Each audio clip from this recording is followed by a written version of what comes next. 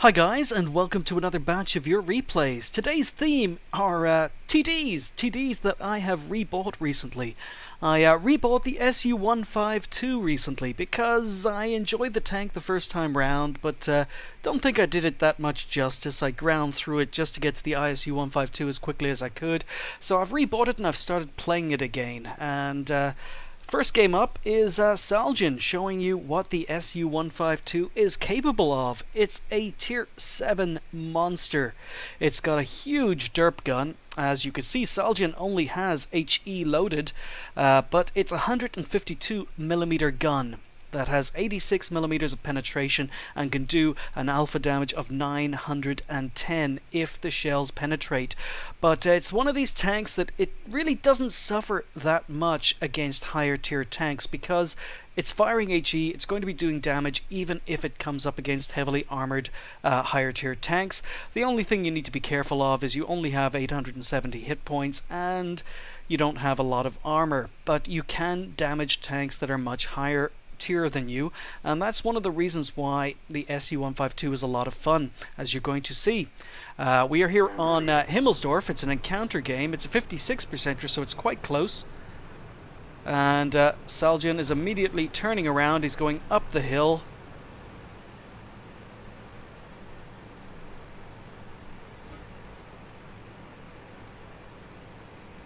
And yeah, I've played a few games on this tank since rebuying it. It's got a 75% crew, so it's not really performing that well for me. But I'm sure I'm going to have some monster games in it in the future. So this IS-3 just sits on the corner and Saljin continues to move. Checking to see what backup he has. He's got an M103 coming up the hill. First enemy tanks are spotted. Now you gotta remember, Saljin's a Tier 7 and a Tier 9 game. In fact, there are quite a lot of Tier 9s on the enemy team. So he's setting up on this corner to see if he can get shots down the G line.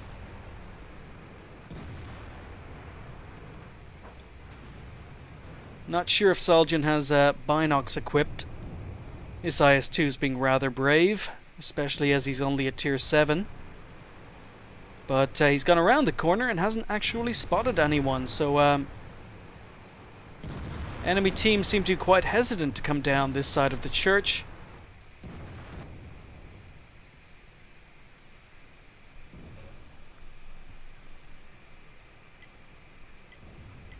So Saljin's setting up here. There's a KV-4 who's moving across. Gets a nice shot into the side of the KV-4 for 336 damage, but they're starting to be pressurized. There are tanks coming around the church now, but Saljin's focused on this JagdPanther.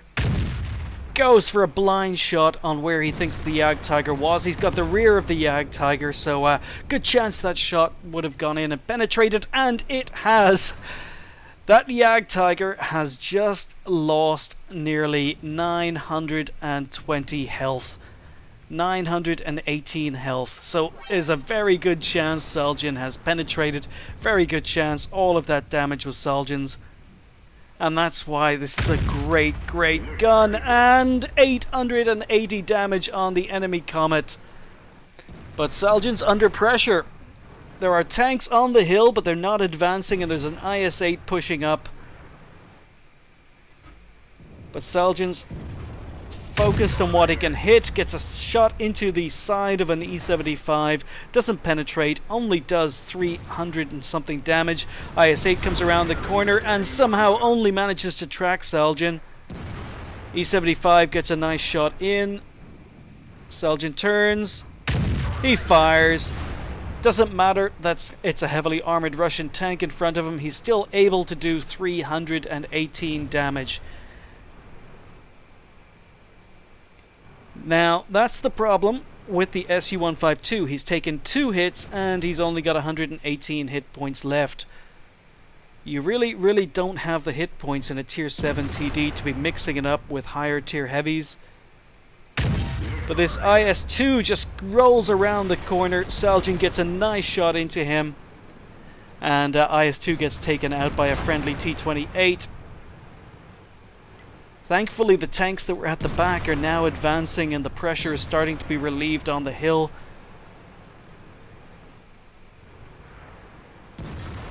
E-75 is fired and retreats.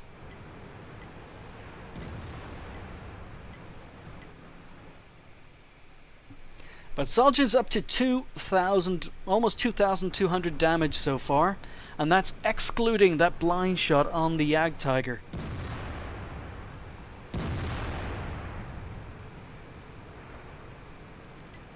But he is a one-hit kill.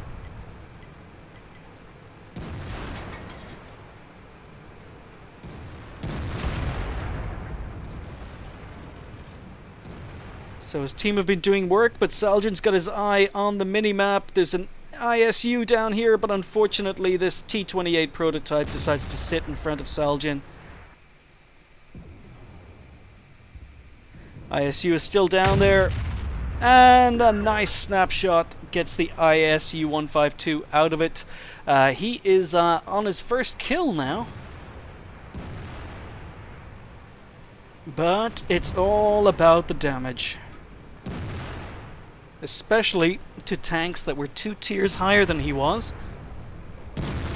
So Saljin's advancing, E-75 isn't looking his way, and kill number 2 gets a nice shot into the rear of the E-75. Just one enemy tank left. JagdTiger down below. And he's actually sitting in the open if Saljin can get his gun on target. Nah, he's retreated. Let's speed it up. Yeah, he's gone.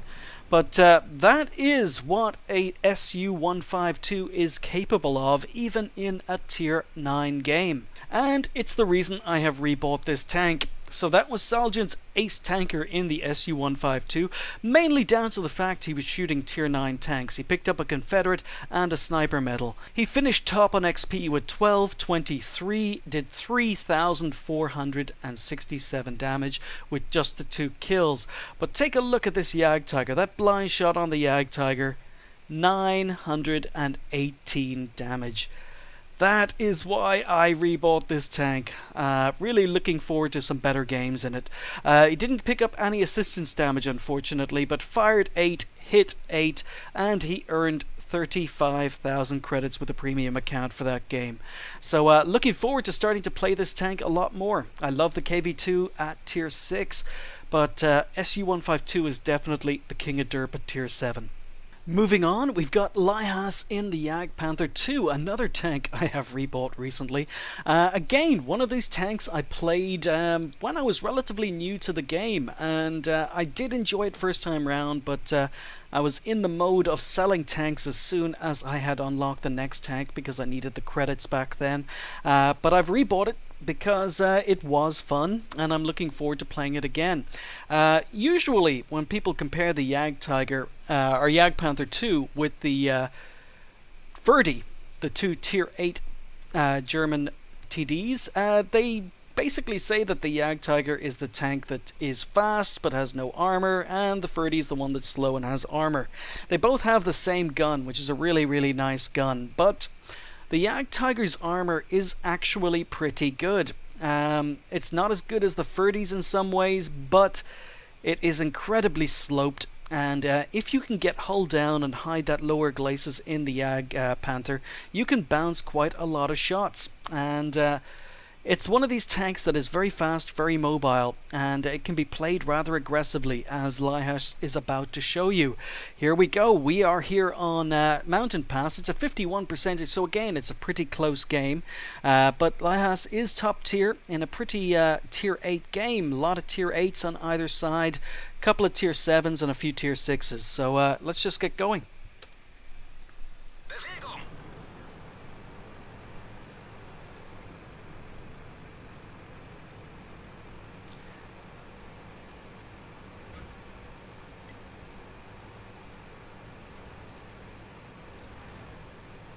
So once again, I have not seen this game. I've just looked at the final plates, and Lihush looks as if he's starting to move towards the bridge. And he's automatically going hull down. He's hiding his lower glacis. I don't know how many games Lihush has played in the JagdPanther 2, but He obviously knows how to drive it to its strengths.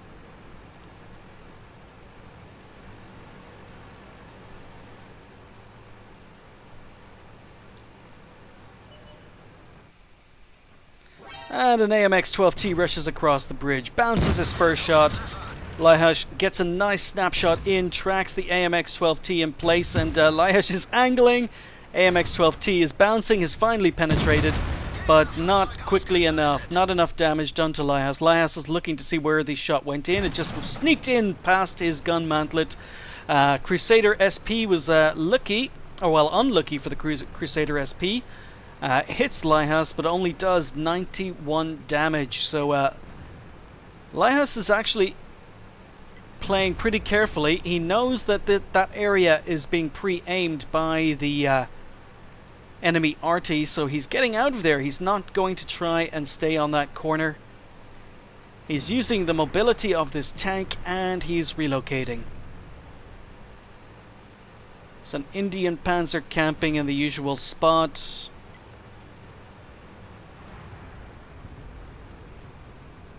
Lihush is being really aggressive. Wow, okay, he's just pushed across, shot on the move on the IS-3, and he's continuing to move forward. He's trying to get under the IS-3's gun depression, and it looks like he's managed it. And now there's a T-69 here, so Lihush is staying down. He's reversing up the slope to get the gun elevation. Gets a nice shot into the top of the T-69, and he's only showing the top of his tank. He's staying in this dip. Beautiful shot into the side of the IS-3, so he's basically showing these enemy tanks very, very little. And what little they have to shoot at is sloped. So the top of the turret on an IS-3 is quite weak. Lihush knows that. He goes for a shot, but unfortunately IS-3 was reversing and he misses. So once again, he's staying hull down. He's reversing up the slope to try and get the gun elevation. And finishes off the T-69 for kill number 2. This is a super Pershing that's appeared. He's reversed. Lihush wants a kill on the IS-3, but not enough to poke the corner. So the super Pershing is now bouncing. Lihush aims for the weak spots, gets a lovely shot in. A little bit of a low roll, 488, but the super Pershing bounces again. And this is what this tank is great for. If you can play it to its strengths, the armor is very, very good. Unfortunately, it didn't work there. IS-3 gets a shot in. And, oh, that was a bad or unlucky shot. Could have finished off the IS-3. Bounces on something. And takes a snapshot again. That shot could have been aimed a little bit better. Hit the IS-3 just beside the gun mantlet, failed to pen. And the super Pershing has just bounced another shot. So Lihush has backup. He's got a JagdPanther 4 and an Indian Panzer, putting the super Pershing under pressure. Super Pershing is a one-hit kill. Oh, and Lihush again unlucky. Super Pershing gets a shot in, and looks as if, I'm not sure what. It looked like a rather low damage from the Super Pershing, but oh, I guess Lihush has managed to find RT. So Lihush is on 4 kills now. He's playing the tank really, really aggressively. He's been penned a couple of times, but yeah, 121 health. He can't really take too many risks anymore. He's a one-hit kill. But again, he's using this mobility. He's flanking an IS-6 and a Liva who are down below him. Oh, a lovely snapshot onto the side of the IS-6, and it gets him spotted.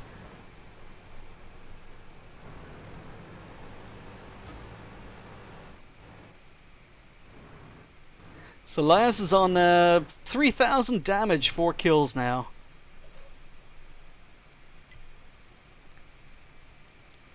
And his enemy team have done or his friendly team have done really well. The enemy team are just down to 2 tanks. And we know where they are.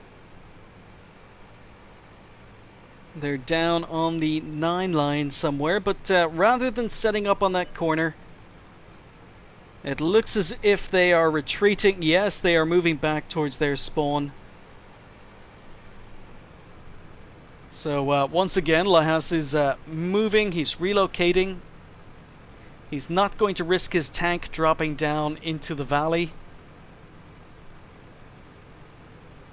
He's on 4 kills. If he can kill these last 2 remaining tanks, it's his top gun.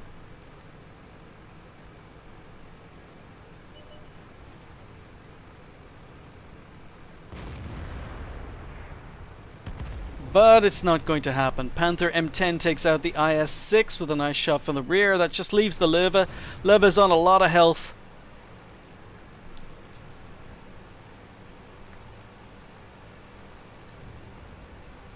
So, looks as if Lihush is going to, he's going to ram him. Okay, so Lihush put a shot in and then rammed the Leva. He did manage to kill himself, but he did 706 damage against the Leva. And in chat he's saying it was worth it. Yeah, okay. It may have been worth it. Especially now that your team have won, but really nice game, really aggressive play in the JagdPanther 2, and that's one of the reasons I have rebought this tank. So that was an ace tanker for Lihush. He finished top on XP with 1296, 3,723 damage with 4 kills. He fired 14 shots, 11 hits and 10 penetrations. The alpha damage on this gun is great. He took 12 hits, 8 were non-penetrations. So the armor, even though people can say that the JagdPanther 2 isn't as well armored as the 30, it doesn't mean that this tank is not armored. Its armor is very sloped, it can bounce shots, and it is a really effective TD if you can get it into a hull down position like Lihush was doing for most of that game. He took potential damage of 1710. He spotted 4, damaged 7, destroyed 4, did 838 assistance damage. Unfortunately, he wasn't playing with a premium account, but still earned 26,000 credits. It was also his times 2, so 1296 times 2 with a standard account left him on 2,592 XP. So I'd like to thank Saljin and Lihush for those 2 really nice replays, really demonstrating a couple of really nice TDs that I'm happy to have rebought. Thank you guys for watching, and I'll see you next time.